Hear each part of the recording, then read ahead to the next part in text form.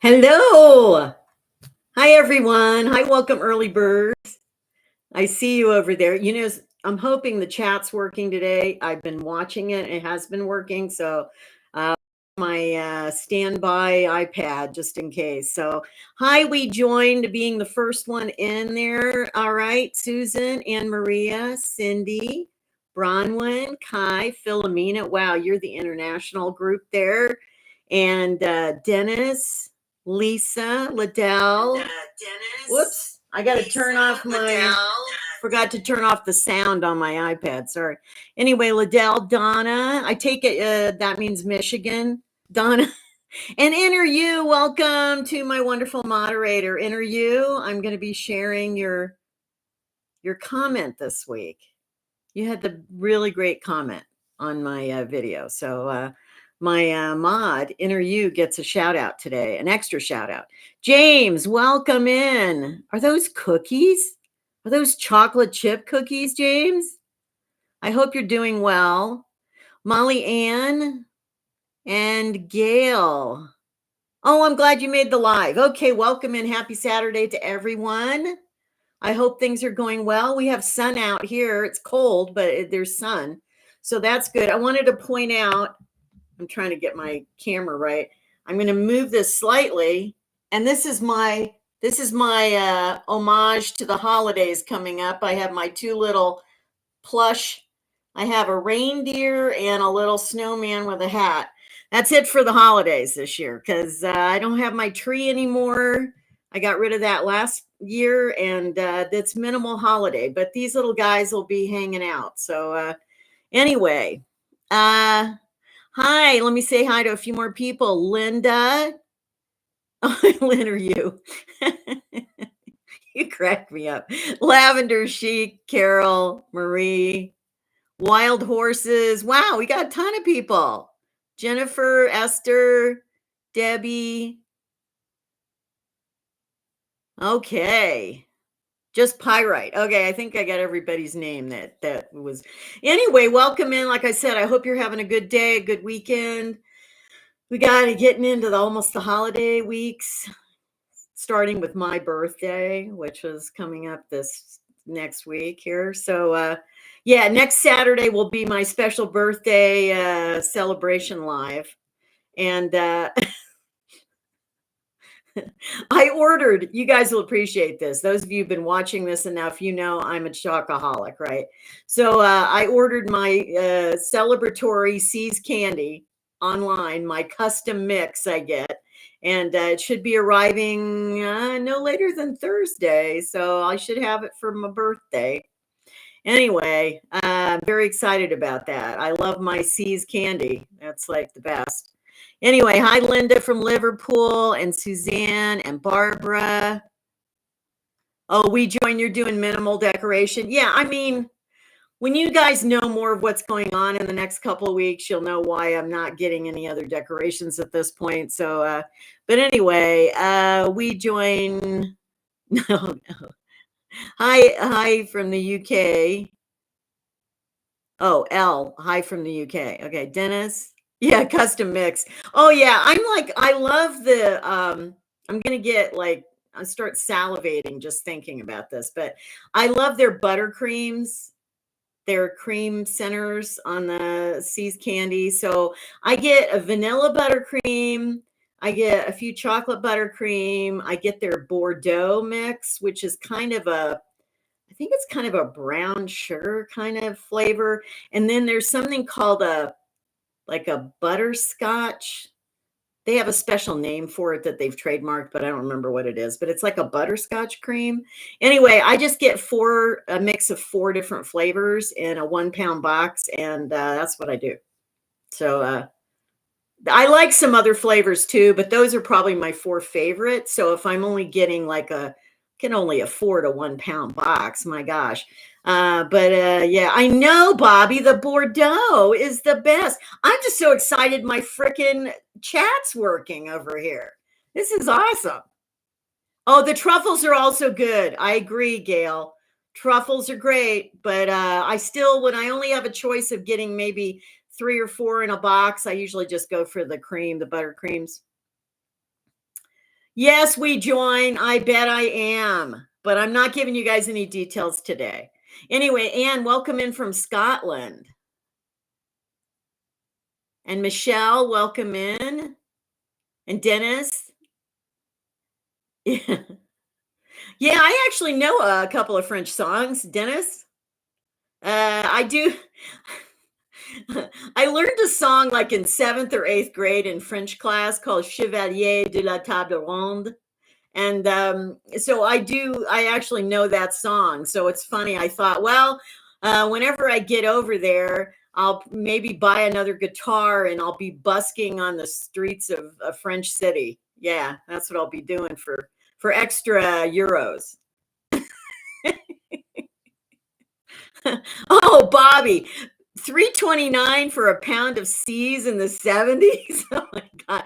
I did not discover C's until like the 90s. So I had never understood the joy of C's until then. I might be playing at some point during this holiday time. Not today, but I will definitely play. I'll play you guys a song or two during the holidays. I know. Thanks, interview. Okay. So anyway, let's first get to our comment of the week. Oh, wait, brief announcement first. Not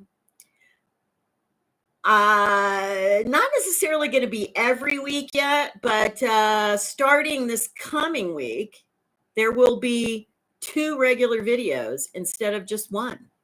There will be a video on Tuesday and a video Saturday.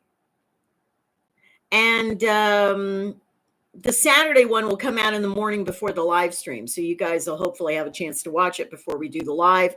But I will talk about, what's in it in the live. So, and then the following week, there probably will only be one because I'll be sharing with you next Saturday what's going on the following week, which is involving some travel on my part. And but I will be hopefully filming some of that. So that'll go into a vlog kind of video. But anyway, so that's what's going on. But there should be a video. Well, there will be a video, excuse me, this week on Tuesday and on Saturday. So watch for those. Yeah, play French song on birthday. Oh, Duolingo. Yeah, Bobby, I've been doing Duolingo. I do a French exercise every day. So it's great. And I've been getting 100%. I've been getting 100%. Before I was getting about 90%. And I don't know, I've stepped up my game, I guess, but it's all clicking. Okay, so let me share the wonderful comment of the week from our wonderful moderator, Inner You, who is fabulous. Okay, so this was in response to the video I did about making peace with your past and the fact that, we make mistakes or whatever. And I'm not going to read every single sentence in this if it's okay, Inner You. I'm just going to kind of read what I think is really good. But anyway, well, it's all good, but, the best part of it. So she says, owning our mistakes or wrongdoings is actually freeing.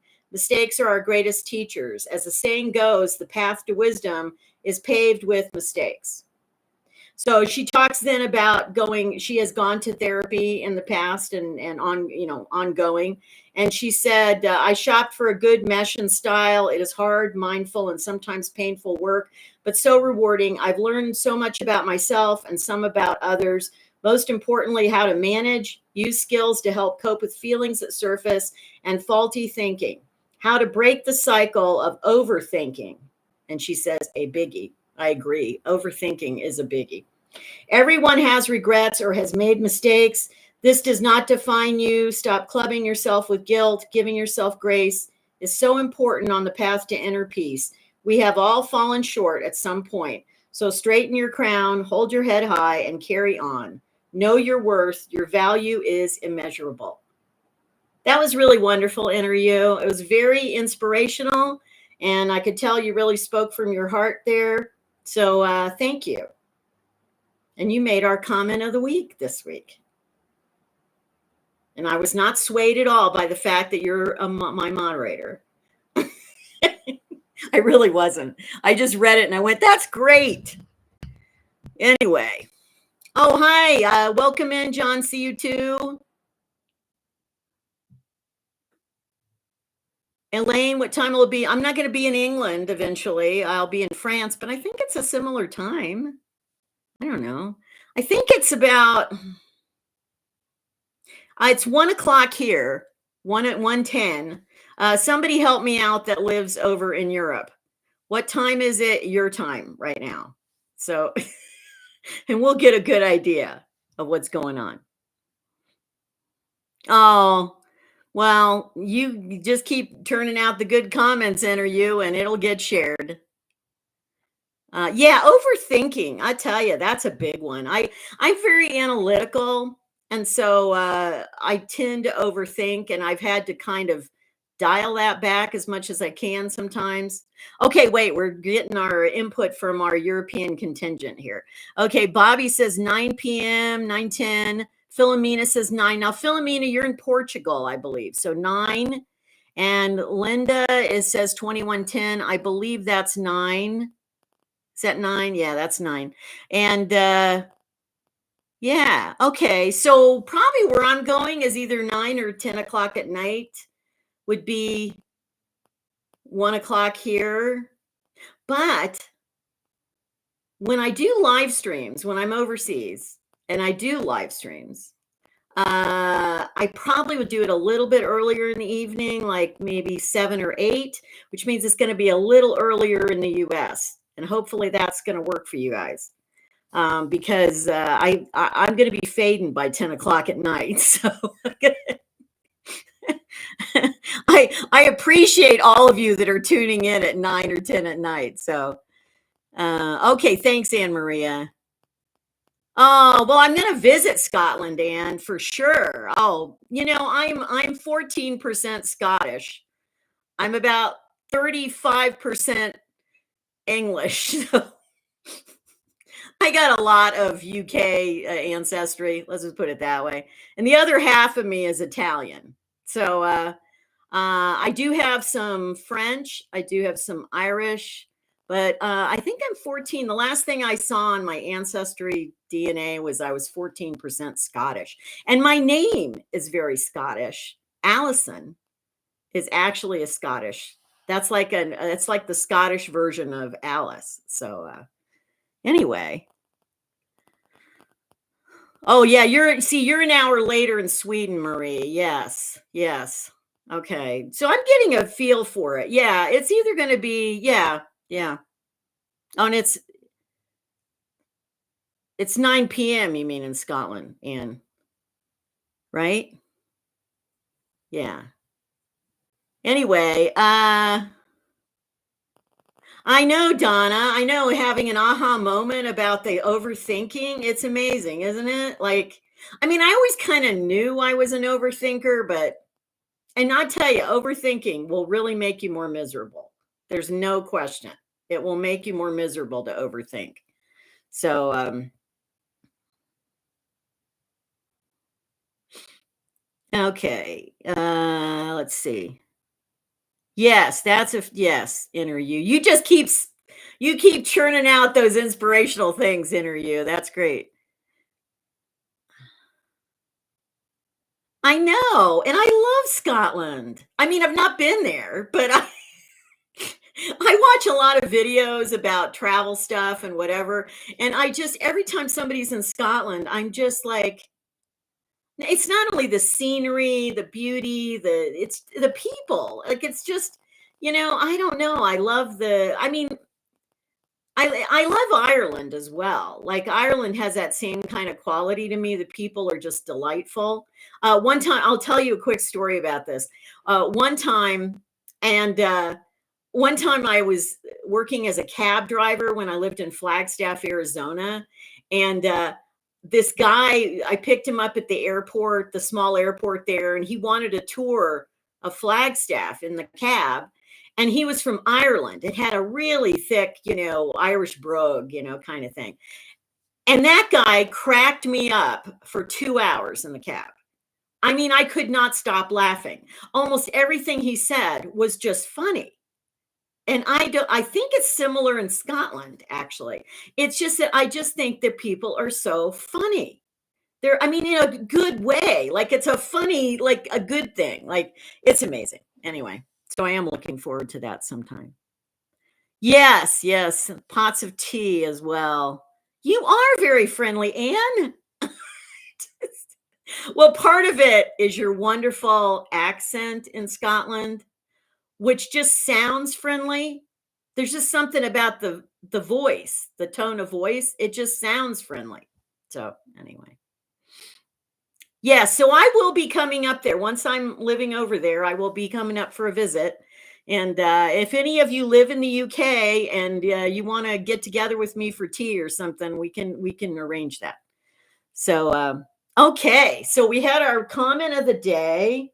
Oh, I have to share this with you in the spirit of this, talking about overseas, is that yesterday I went to Panda Express and got some lunch. I got some rice and some my favorite is their sesame chicken, so I got that. Anyway, you know how you get a fortune cookie? And and obviously they're just generic. They don't really mean anything. And yet, given what's going on, everything's speeding up for me right now. This was actually what my fortune cookie message said yesterday. It said, "You will step on the soil of many countries." You will step on the soil of many countries. Isn't that great? I mean, I don't think I've ever gotten that fortune before on a fortune cookie. It was great. So I thought that was funny. Yes, Deborah, Australia has a big Irish influence. People often making jokes. It's how we get by in life. Probably. Yeah. I mean, it's one aspect of it. You got to have a sense of humor, people. That is absolutely true in life. I mean, it doesn't matter where you live, what country you're in. You got to have a sense of humor. It's like, especially about yourself. Because if you don't, it's going to be a lot harder, life. So, oh, Elaine, that's great. You're in Lancashire? Okay. James, I love you doing the emojis there. That's cute. It's one.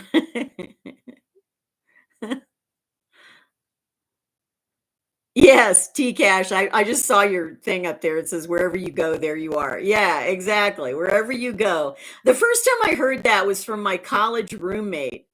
Her name was Anne. And she said that to me one time. And it's one of those things that just sounds offhand. But when you really think about it doesn't matter where you go. You take yourself and all your issues and problems and whatever. And so, people often say, oh, I'm just doing this to get away, so that I have a better life. Well, you might have a better life. The circumstances might be better, but you still have to take yourself and all who you are with you. So it's better if you work on yourself.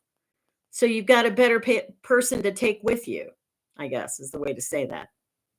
Yes, Minix, sesame. I know the sesame chicken. It is great. Yeah, must have. Interview says must have humor and candy. I know. I know.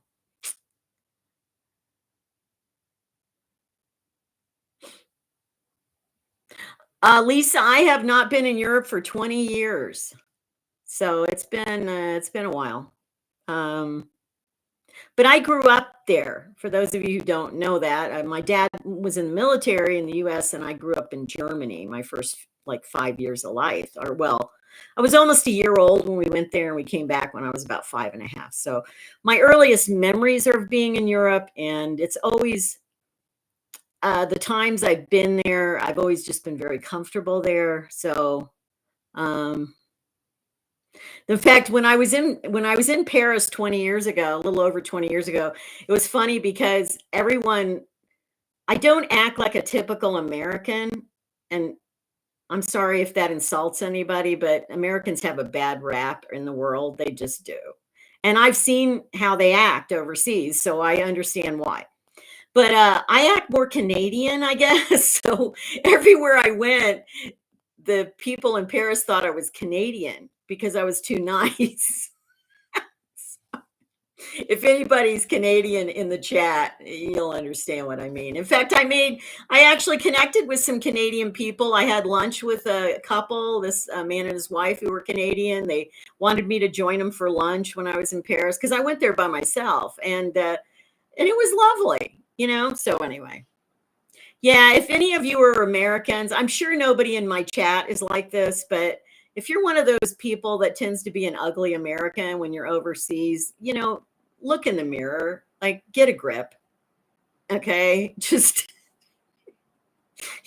you're not endearing yourself to other cultures.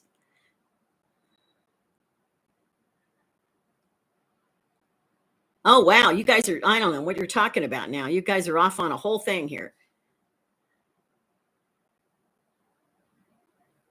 Oh, Grace, do you not know how some of the worst American behavior is? Let me just let me explain my experience with it when I was in Paris. So, first of all, they're very loud. I mean the worst. I'm not saying all Americans. I'm saying the worst ones, okay? They're very loud. Somebody else said it. They complain a lot. Yeah. And then they expect everyone to speak English. And if you're in another country where the primary language is not English, then learn some frickin' language. so, so I would say those are the biggest things that we're loud, the worst of us. That we're loud, we complain a lot, we expect everyone to speak English. We don't want to it's like I don't know. It's something about the attitude. It's like a really entitled kind of attitude, I guess is the way I would say it. That's to me the worst of it. A lot of people would say, "Oh my gosh, the way Americans dress or something like that." I'm not as concerned about that. I mean, to me that's not as big a deal, but to me the way you behave in front of other people it is. But anyway. Demand, yeah, see, you guys are chiming in, demanding, entitled. Oh, Bronwyn, are Australians loud? Yeah, I guess I can probably see that a little bit. Yeah. Mimics the word like. Yeah, like. That's true. They probably don't like that either. Yeah. I mean, I've shared this before on my channel. If any of you have never been to Paris and you want to go to Paris, which to me I recommend, I think it's one of the most beautiful cities in the world, and I loved it. I just loved it. And but when you go to Paris, first thing you should know is everybody speaks English. And if the Parisians are not speaking English to you, that means they're offended by you. Because if you make an effort to speak some French and just say bonjour, madame, or whatever, they will be nice. In fact, I would go into shops, I'd say bonjour, madame, and I'd say a couple of phrases or whatever, and then they'd go, oh, and then they'd just answer me in English because they quickly figured I was probably American or Canadian or something like that. And so they all speak English in Paris. But you should not go there with the idea that they're all going to speak English to you automatically because they want a sign of respect first. Like you want to at least learn 10 phrases in their language, whatever country you're going to, and then, use those, and then people will be nicer to you. It's a respect thing. Yep, exactly. Oh, Bronwyn, I didn't realize you're a Kiwi. Okay. Now, so I take it the Kiwis, New Zealanders are not as loud. Is that correct? Oh, Deborah, you're part French? Yeah. And the thing is, when I was in Paris for 9 days, I only had two people be rude to me the whole time. And one was a bus driver who was basically rude to everybody on the bus. So I kind of figured that was just a thing they had. And the other one was there was a waiter, a server in a restaurant that was rude. But other than that, the rest of the time I was there, everybody was lovely. So the whole idea, again, that Parisians are so rude is not necessarily true. I think it all depends on the attitude you present to them. They're going to be rude if you act like an ugly American. That's for sure. Oh, Deborah, it's the Aussies that go to pubs. Is that what you're saying? Okay. Oh yeah, Minix. I've been to those before.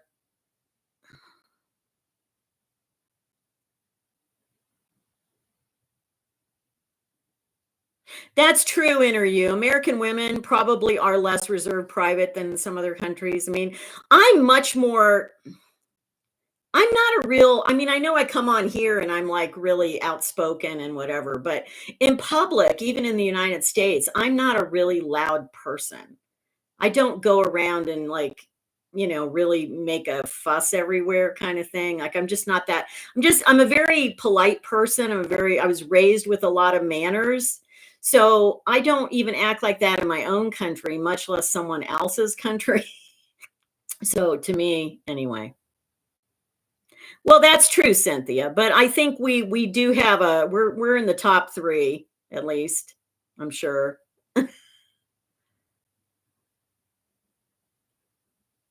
Okay, and Bronwyn is saying Australians and New Zealanders give each other a hard time. In fact, New Zealanders can be loud, but not like the Aussies.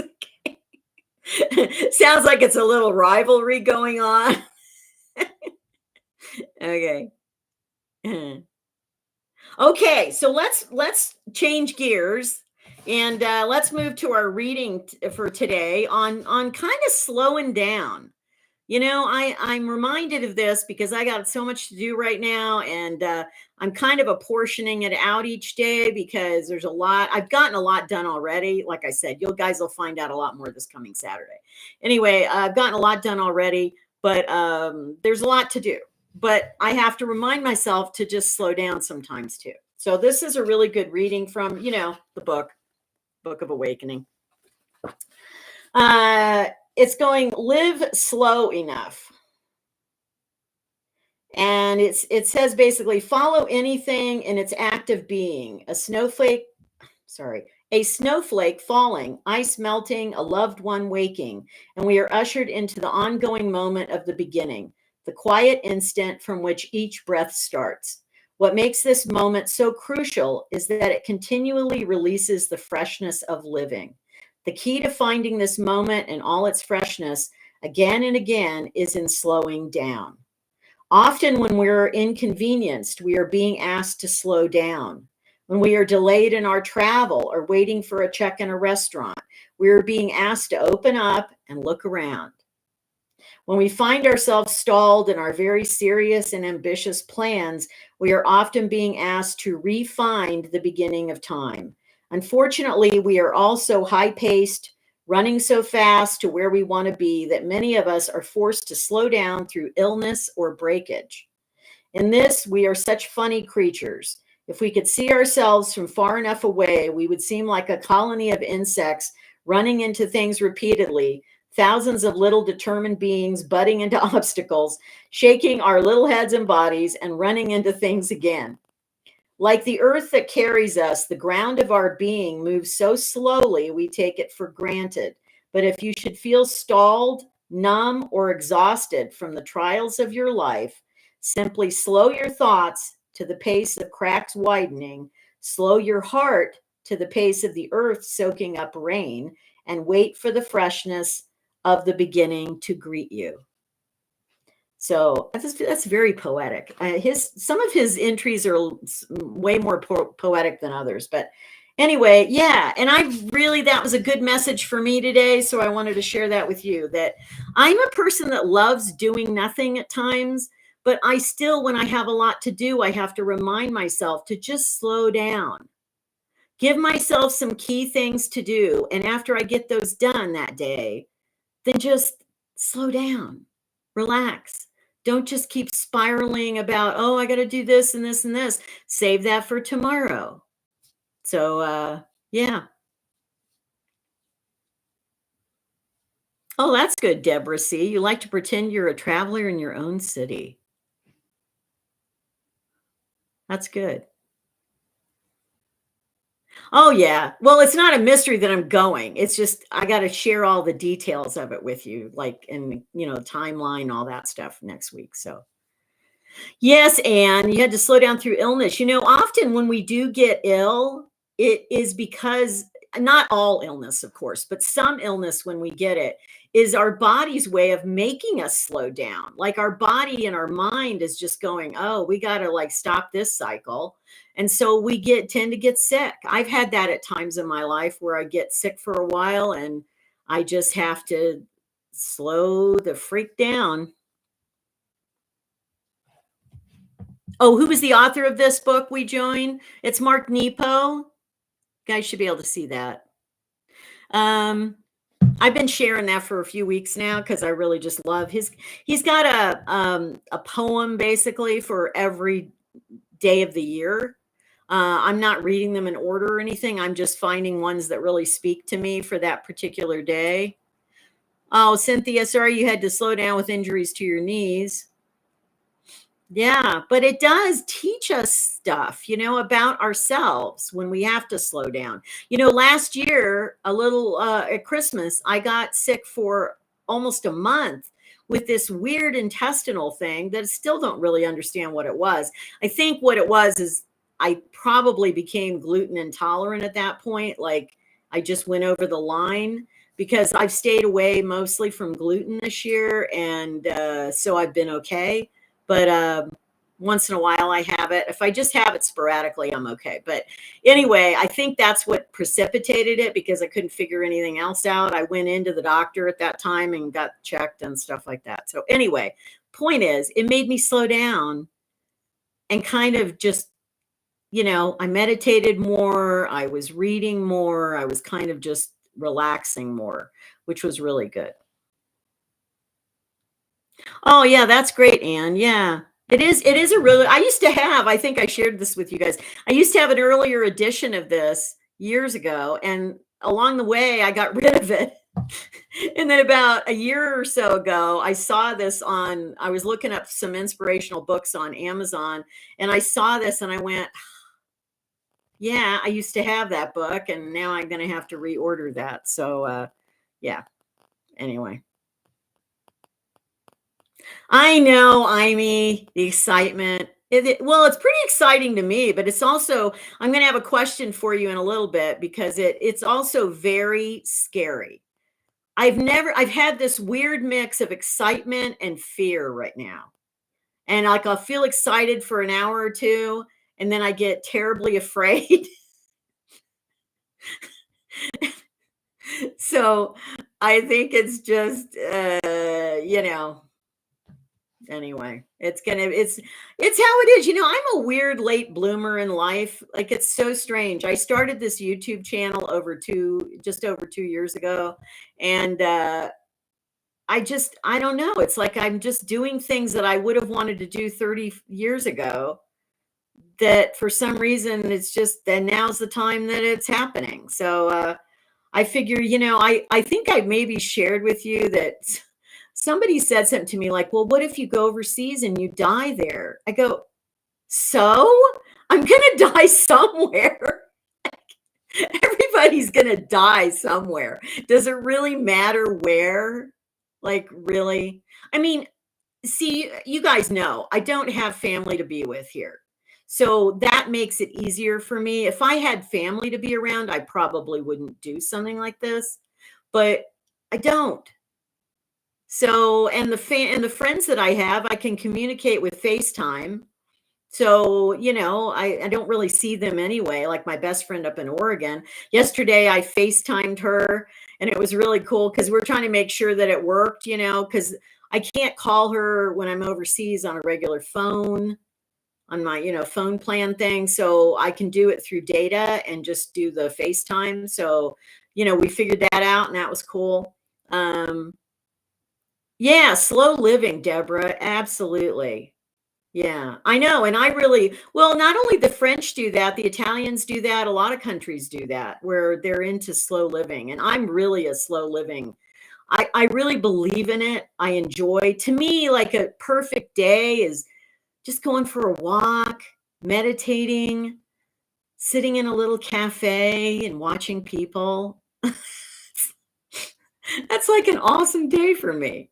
It really is. Anyway. Oh no, Dennis. How'd she get hit by a car? Well, you have to be really careful in Paris, I should say that, because yeah, the drivers, they will run you down. They will. So oh, Interview's asking me how I feel about another trip around the sun. Makes me feel great. I'm amazed I'm still here. I think I've told you guys this. I wasn't supposed to live. I died when I was like not even a year old. This is like, it's just like bonus years to me. Like, it's like amazing.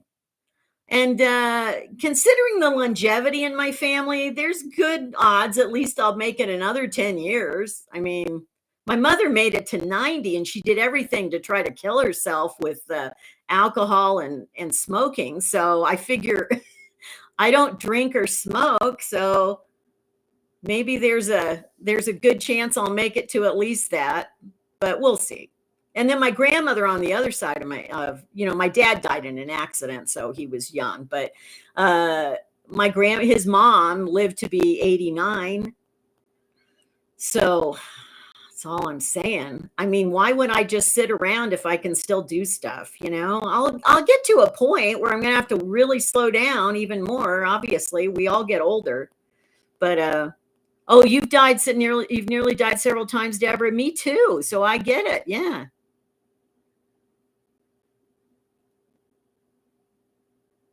Yeah, absolutely. Being grateful. That's really all it is.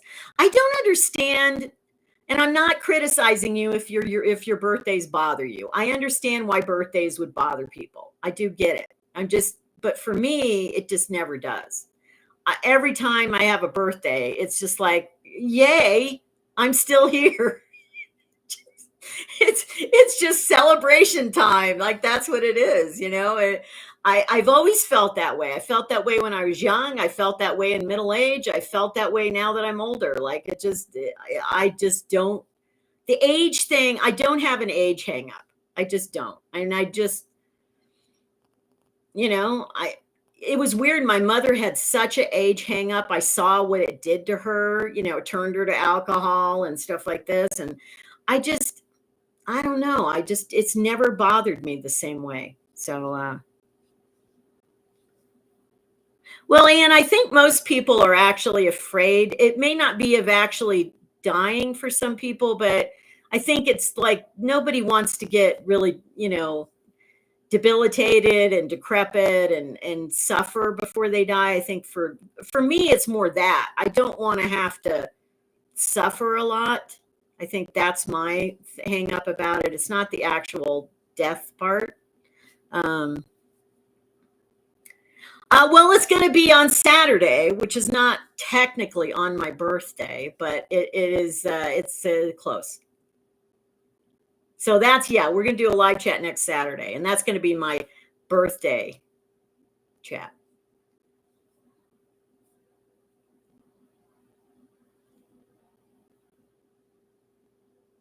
Yeah, traumatic death. Yeah, the pain. Nobody wants to go through pain and stuff like that. Day hikers talking about. Yeah, I mean, nobody wants that. I mean, I don't. My mother was very afraid of death all her life, and wouldn't even talk about it. I mean, she was so afraid that she just wouldn't even talk about it.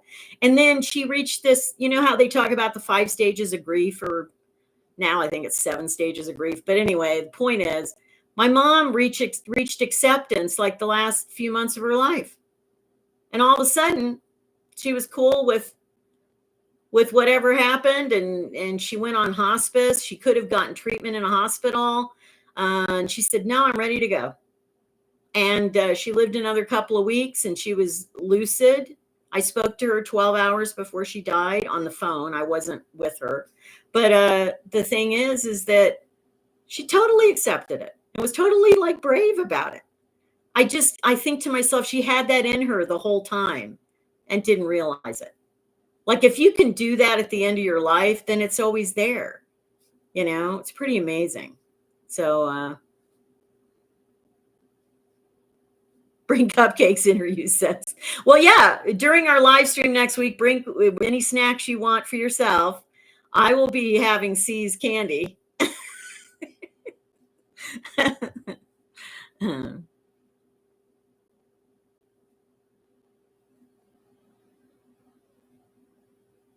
Yeah, I mean, I grew up in a military family, so I know what you mean about that, about, having to move. But see, that also makes me comfortable moving, or it makes me comfortable being in new places. Like the things that would scare a lot of people moving to another country, let's say, does not affect me the same way. Like that's not my fear. I know I'm fine doing that. Like I just adapt to whatever you plot me down anywhere in the world and I will adapt to it. That's just how I'm wired, because I learned that starting from being 1 year old, basically. I had to learn how to adapt. And throughout school, I went to new schools every year or every 6 months sometimes. Second grade, I went to 3 different schools. When you grow up with that, it just seems normal. So I'm actually more anxious when I live in one place for a long time than I am if I'm moving around. Isn't that interesting? Like it's just more comfortable for me traveling, and I just don't get really, when I went to Paris by myself over a little over 20 years ago, it was wonderful. I mean, there was nothing even bad that happened, really. I mean, other than a couple of rude people. Oh, I got to have some water. I have no green tea today, people. I'm out of green tea. In fact, I am going to Starbucks this afternoon. So, but I have to have just water. Um, but uh-oh, need some more. Anyway, I just loved it when I was on my trip to Paris, and I just like soaked that up. Like every day I'd get up in the hotel and I didn't even have a plan. Like I had no plans what I was going to do. I just every day I got up and I went, what do I feel like doing today? And the first thing I would do is go across the street to the little boulangerie, and I would get a chocolate croissant with a cup of hot chocolate every morning in Paris. That's what I had. And then I would just take off for my day, and I would just see where it took me. I'd get on I had a bus pass for their like tourist bus that would go to like the main sites. And I encourage any of you, if you ever go to Paris, or London has the same thing, is that you get like the tourist bus pass thing, because then you can just hop on and off that and you can go all over. But oh, thank you, Interview, for reminding people to do that. I know I don't really like an itinerary. I don't think I would do well on going like on a group tour or something like that. I kind of like just going, doing what I want to do. And it may not always be the touristy things. I went to the Louvre one time when I was in Paris, one day. It was interesting because they were on strike, which is very common in France. There's a lot of strikes. And but they were on strike, all the museum workers. And so the admission, even though I had a museum pass, which is another thing to get, you want to get a museum pass and then you can get into various museums. But they didn't even have, they had a skeleton crew at the Louvre. Now, let me explain that for a second. Some of the most amazing artworks in the world are in the Louvre, of course. It's one of the largest museums in the world. And they had almost no staff in there or security. And yet they were letting people in. And I was like walking down the halls of these priceless Renaissance paintings, like by Raphael and Leonardo da Vinci. And I was just like, there was no security. I mean, I know they have cameras, but I'm just saying there's no security. And I'm just standing there, and they have these little benches you can sit, and look at the art. And I was thinking, they're awfully brave, like trusting that people aren't going to come in here and go nuts. Like, in the US, they probably would close the museum, honestly. So I thought that was very interesting. Anyway, the Louvre was overwhelming for me. I prefer the Impressionist Museum, which is the Musée d'Orsay. That's my favorite museum in France. So in Paris, I mean. Okay, wait a minute. I got to catch up on the chat here.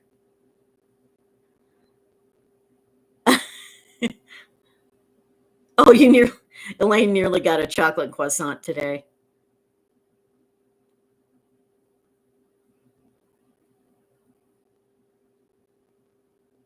Yeah, it just was overwhelming, Cynthia, for me. It wasn't that it was, I mean, there's some exhibits that I'm not interested in really. But I'm a Renaissance, I love Renaissance painting and I love Impressionist painting. Those are probably my two favorite eras for painting. And so I walked through at the Louvre, they have a wonderful Renaissance collection. So I did enjoy that. But other than that, I only stayed in there probably a couple hours. And oh,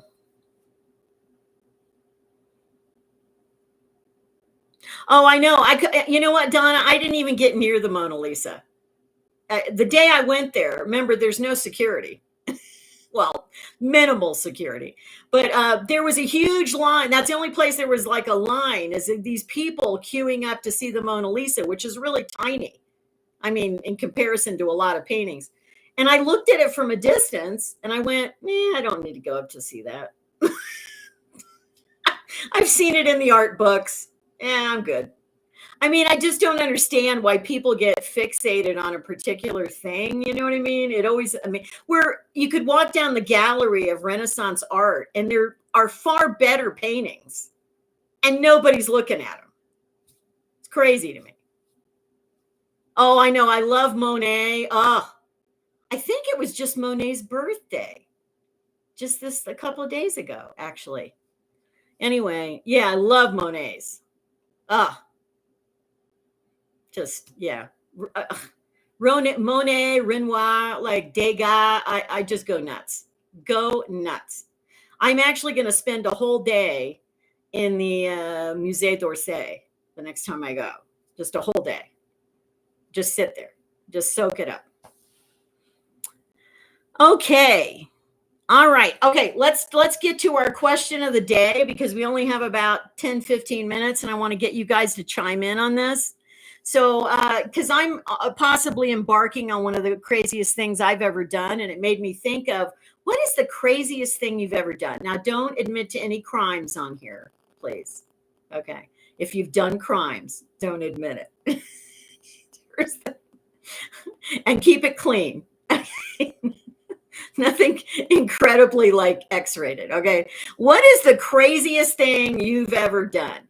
Now, I will share with you while you're working on that. I will share with you that I think what I'm doing right now is probably the craziest thing I've ever done. But I think joining the Peace Corps was one of the craziest things I ever did when I was 22. I think that was one of the craziest things. Yeah. And I almost died twice during that experience. So yeah, that was kind of crazy. All right, we're getting some of your answers now. Parachuting. See, I would not do that, Dennis. Oh, Hen Ash, you drink and smoke, so you're forked. Okay, I get it. Yeah, well. Okay, Cynthia, good. Don't tell if it's going to be just too much. Yeah, we don't want to do that. Oh, day hiker, you went to part-time school as a single mom with 3 terrible. Oh gosh. Yeah, that's intense. You hitchhiked, Deborah, from Perth to Darwin after dropping out of law school with 2 other women and a dog. Okay. That's a long way, isn't it? Perth to Darwin? Yeah, that's intense. Voodoo in Haiti. Oh, Kai, I know there's a whole story there. Yeah, don't go to jail, Amy. So yeah, like I said, don't admit to crimes or anything that would get you in trouble. Went back to college at 38. Well, I was 38 when I started my master's program. So, but to me, that wasn't that crazy. because I just was so like really wanted to do that. And I didn't think it was that crazy. Maybe it really was, but anyway. Bronwyn, I know you're traveling around in a van. I would say that's probably your craziest thing you've ever done, but I think you really like it, don't you? Jan, I know. I don't. My dad was a paratrooper too, and no, I still would not do it. I have a guiding principle, which is I am never jumping out of a perfectly good airplane. Sharon, you hitchhiked around Spain. Was that recently or years ago? Hopefully years ago when it was probably safer to do that, I would think. Paragliding, Esther. Oh, that is so interesting, Soul Poet. That is very interesting.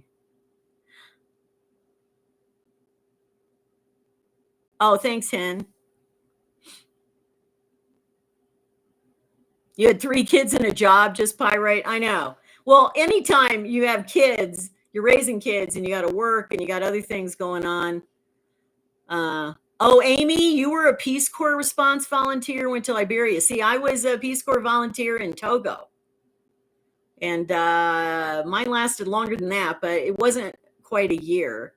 And I finally had to go home because of sickness problems and stuff. So, but yeah, it's pretty intense, especially back in the day. It was maybe nowadays it wouldn't be as hard to do something like that. But back in those days, going to West Africa in the late 70s was like literally going to another planet, because there was nothing remotely similar to anything in the US. You couldn't get, now you can pretty much go anywhere in the world and you can still find things that, you'd have at home, or there's still like, there's cell phones, there's connection, you know what I mean?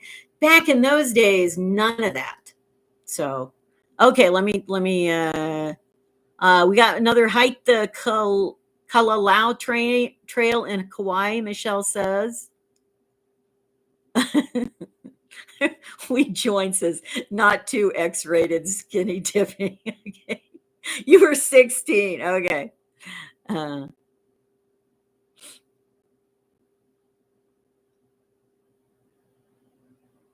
Okay. Well, we got a lot of people sharing that. So yeah, but you know why I think I didn't just ask about the craziest thing you've ever done just to like be sensationalistic about it.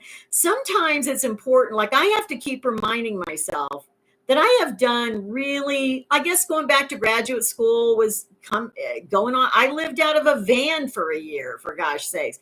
I have done some seriously crazy things. And I don't mean like irrational things, but they've been out of the box. Let's put it that way. So yeah. Oh wait, here we go. Jan shares about going to Japan. Had a Japanese boyfriend, decide to return home, staying there. Oh, you didn't actually teach English though for 5 weeks. Okay. Oh, you're writing a book about it too, Cynthia?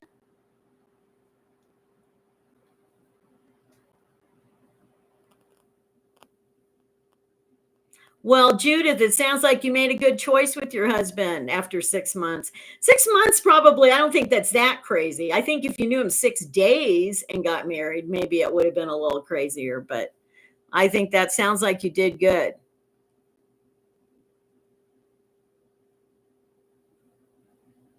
Boy, Soul Poet, you're a deep well over there. There's a lot to know there.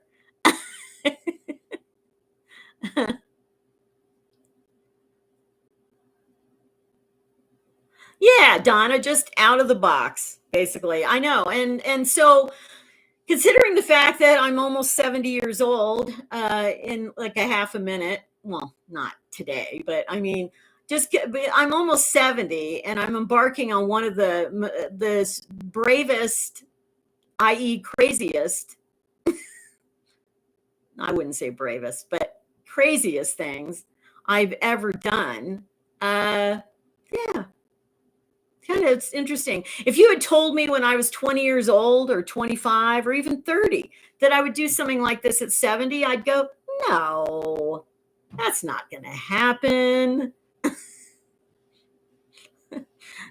Anyway, spelunking. That means exploring caves, right? Yeah, I can't do caves. No, super dark places.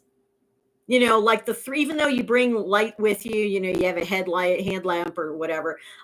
I can't do that. If I'm in total darkness, that is like freaks me out. So,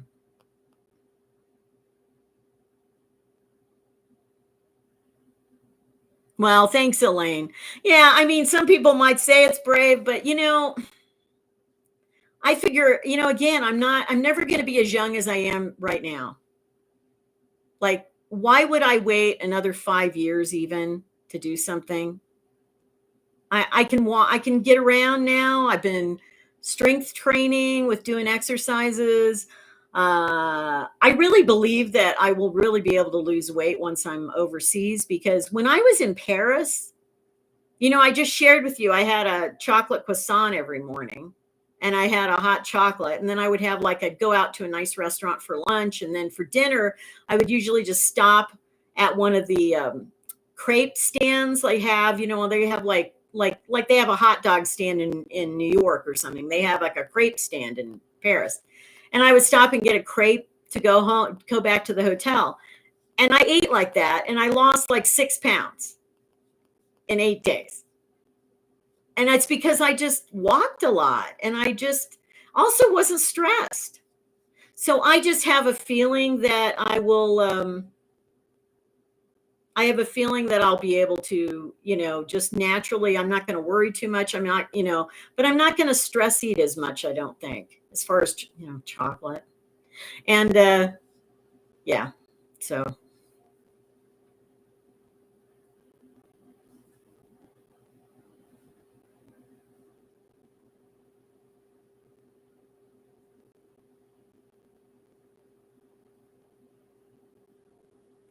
Yeah, well, it's obviously different. Everything's always different. But I think some things are the same. I mean, the pandemic changed some things. I know that happened. And, it just time does. And there's just more, it might be more. But the place I'm going to, which I will reveal next Saturday, but I already looked it up. Very low crime rate. It's not a major tourist place, so they don't get a lot of tourist type of crime, like even pickpockets and stuff. So I feel a lot safer where I'm going. I'm not going to live in Paris. So no.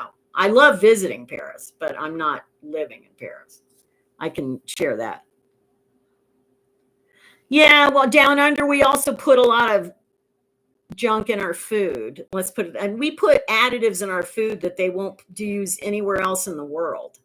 So yeah, we're a walking nightmare with that. Okay, let's see. I think they eat healthier in a lot of places, actually. So definitely, but I mean, I love French food. Like, I mean, I'm Italian, so Italian food still is like my favorite. But I love French food, and they give you very small portions, which I'm not a big eater. I don't eat a lot at once. They give you small portions, but it's like delicious. It's, really good food. So, of course, I'm going to eat very simple. I'm going to have like a little kitchen thing for myself. So I'm going to make myself like omelets and just simple like veggies and, chicken or something like that. So I'm not going to be eating real fancy, but I will have lunch out occasionally. So, yeah, I will be away from Paris. I'll tell you more next week.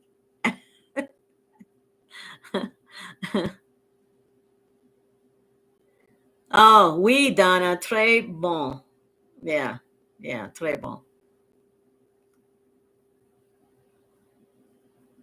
I'll tell you next week, Cynthia. I do have a lot of things arranged right now, but I still got to get a couple of things done. I was just gonna, put the things in place, and yeah. But Yeah, I'll tell you. Yeah, there'll be a big reveal. Well, first of all, there'll be a video that comes out, but then I'll talk about it on the live stream too. So, yes, don't forget to like. Anyway, anything else anyone wants to ask that or make a comment about or anything? We got couple more minutes.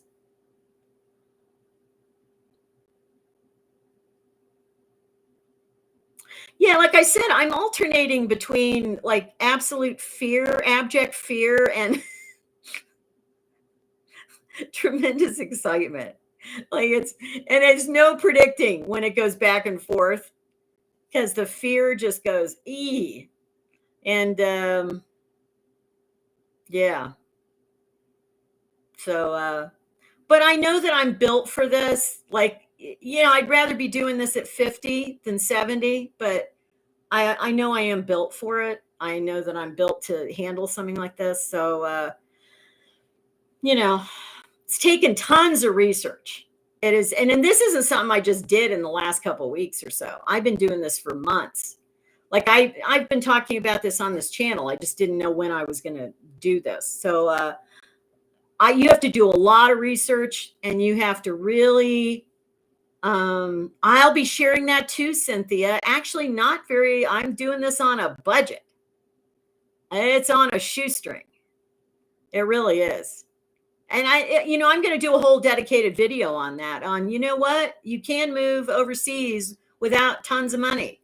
As long as you have an income, as long as you have monthly income coming in, then it's not that it takes a ton of money just to make the shift. That's kind of a misconception. Now, if you want to do it really fancy and, extravagant, it could cost a lot. But yeah. So I'll be sharing more particulars on that too, because definitely doing this on a budget. I have no choice. I don't have a lot extra. I wouldn't have even been able to do this at all if I hadn't been monetized, obviously. So because you have to have a certain amount of income to qualify to get a visa. So the minimum income is approximately $1,635 a month. That's converted from euros. And if you don't have that monthly income, then you can't get a visa. Now, every country's different. That's for France. So some countries require less, like Portugal requires less. I think Italy requires more. I'm not sure about Germany, actually. So, yeah. Oh, that's not good, Deborah. I didn't realize that. Oh my gosh. Ugh.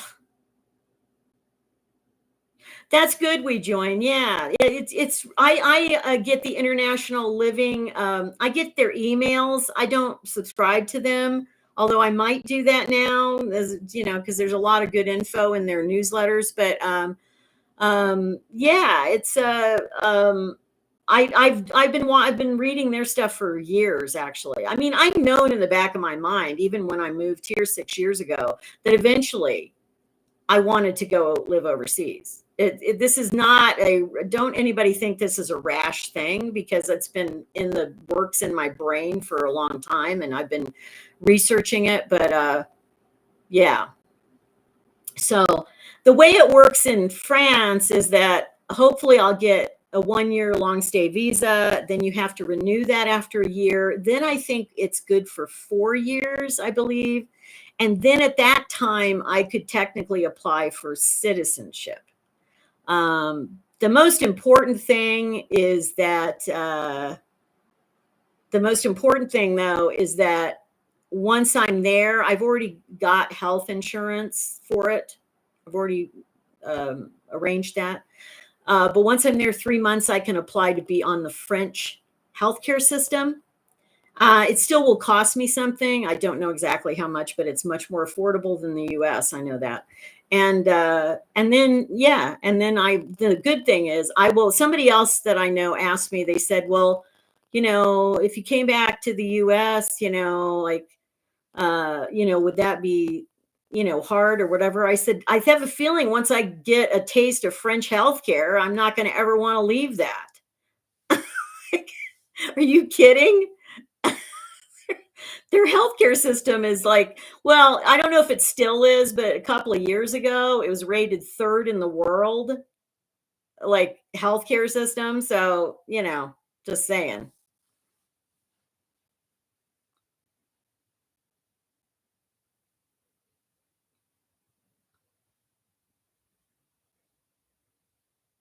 Okay, well, anyway, I think I'll wrap this up. Let's see.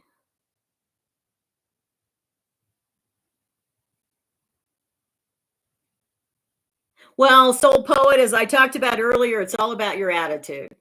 If you go into another country with the idea that you're there to be respectful and learn about their culture and to not, be obnoxious, generally they're fine with you. That's my experience in most of my life when I have been in other countries. So I just think it's all about how you behave, how your state of mind when you're in another culture. And I am an anthropologist. Like the whole basis of that is trying to understand and kind of integrate into other cultures to some degree. In other words, not be rocking the boat. So yeah. Well, Deborah, I hope they view a YouTube channel person as an artist too. I'm a video artist. I'm not going to be real spreading that around too much when I'm in Europe because as somebody reminded me, I can't remember who commented about this, but somebody did, and they said, be really careful about filming over there. But see, I'm really careful about filming here. So no, I'm not intending to get people in my filming. I'll be really respectful about that. I don't want to get people in the videos and stuff like that unless they want to be in the video. But yeah. Yes, Michelle, we will have a meetup somewhere. It may not necessarily be in France. It could be, I got to get to some other places eventually. So we'll see.